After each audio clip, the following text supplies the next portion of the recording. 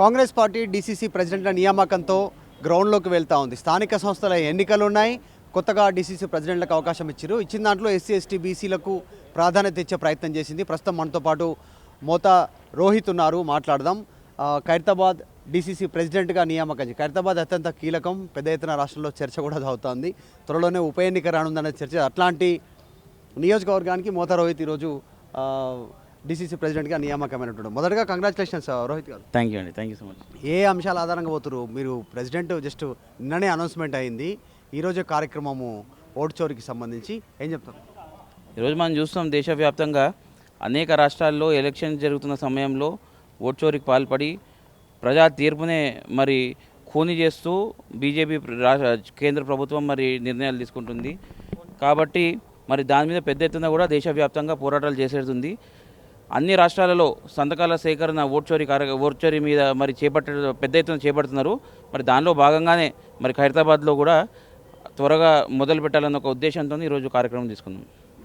DCC ప్రెసిడెంట్గా అవకాశం దక్కడం, చాలామంది పోటీ పడతారు, చాలా పోటీ ఎక్కువ ఉంటుంది కాంగ్రెస్ లాంటి పార్టీలో. మీకు అవకాశం దక్కింది యాజ్ డీసీసీ ప్రెసిడెంట్గా, ఏం చెబుతారు? ఎట్లా ఉంటాయి నిర్ణయాలు? 2014లో కాంగ్రెస్ పార్టీ ప్రభుత్వం మారినప్పటి నుంచి అప్పటి బీఆర్ఎస్ ప్రభుత్వం హయాంలో వాళ్ళు తీసుకుంటున్నటువంటి ప్రజా వ్యతిరేక నిర్ణయాల పట్ల విద్యార్థుల వ్యతిరేకంగా వాళ్ళు తీసుకున్న నిర్ణయాల మీద, అదేవిధంగా యువతను మోసం చేసిన దాని మీద కూడా 10 ఏళ్ళు నిర్విరామంగా అలుపెరగని పోరాటం చేసినాం. కాబట్టి మేము చేసిన కష్టాన్ని గుర్తించి ఈరోజు కాంగ్రెస్ పార్టీ మాకు డీసీ అధ్యక్షునిగా మరి బాధ్యతలు అప్పగించింది.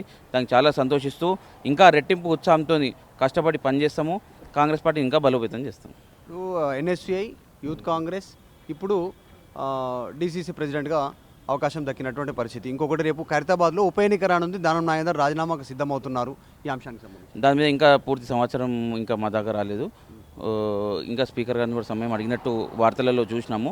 దాని మీద చర్చ తర్వాత చేసుకుంటాం. డీసీసీ ప్రెసిడెంట్గా ఉన్నారు. ఖైరతాబాద్ నియోజకవర్గానికి మొత్తం ఇప్పుడు మీరే, జిల్లాకు సంబంధించి మీరే రేపు ఉప ఎన్నిక వచ్చినా ఎట్లాంటి సిచ్యువేషన్ ఉన్నా మీరే ముంగట ఉండాల్సి వస్తుంది, ప్రచారంలో కానీ క్యాండిడేట్ కానీ ఓవరాల్గా. సో ఏమనుకుంటారు? మొన్న జూబ్లీస్కి విజయం, ఇప్పుడు వీటికి సంబంధించి నేను మీకు ఏం చెప్తున్నాను సార్, కాంగ్రెస్ పార్టీలో ఎటువంటి ఎన్నిక జరిగినా కానీ ఇప్పుడు తెలంగాణ రాష్ట్రంలో కాంగ్రెస్ పార్టీ తప్పకుండా గెలుస్తుంది. రేవంత్ రెడ్డి గారి మీద అమితమైన అభిమానం, ప్రజలకు నమ్మకం ఉంది. కాబట్టి ఏ ఎన్నిక జరిగినా కానీ తప్పకుండా కాంగ్రెస్ పార్టీ గెలుస్తుంది.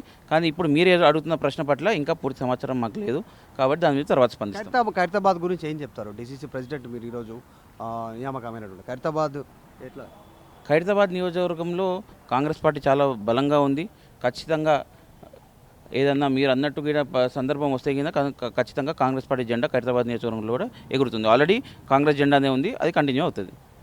Thank you. రైట్, ఇది మోతా రోహిత్. ఎన్ఎస్యుఐ, యూత్ కాంగ్రెస్ తర్వాత ఇప్పుడు డీసీసీ ప్రెసిడెంట్గా నియామకమైన తర్వాత ఖైరతాబాద్ నియోజకవర్గంలో ఏ ఉప ఎన్నిక వస్తే ఖచ్చితంగా కాంగ్రెస్ పార్టీ జెండానే ఎగురుతుందనేటువంటి స్టేట్మెంట్ చేసింది. ఇక్కడ దానం నాగేందర్ రాజీనామా అంశం తెరపైకి వస్తూ ఉంది. స్పీకర్ని కలవనున్నారు. సో త్వరలోనే రాజీనామా చేయను అన్నటువంటి చర్చ సాగుతుంది. కాబట్టి ఖచ్చితంగా గెలుస్తుందనేటువంటి చెప్తా ఉన్నాడు డీసీసీ ప్రెసిడెంట్గా నియామకమైనటువంటి మోతా రోహిత్. అసలైన తొలి వెలుగు. ఫాలో వాట్సాప్ @తొలి వెలుగు అఫీషియల్.